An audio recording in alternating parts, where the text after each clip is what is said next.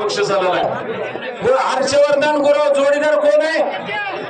रियाज हर्षवर्धन गुरव गाव पुरुष रियाज मुलानी मांडवे निकाली कुस्ती। एक मिनिट थांबा।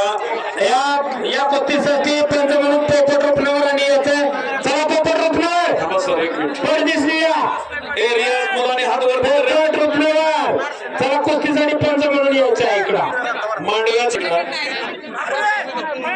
विकी करेनं कब्जा घेतलेला पोपटरावजी रुपणावर ह्या कुस्तीसाठी पंच आहे। जरा पंच आपले फिरते राहताना एक चांगली कुस्ती मैदानात आहे ती।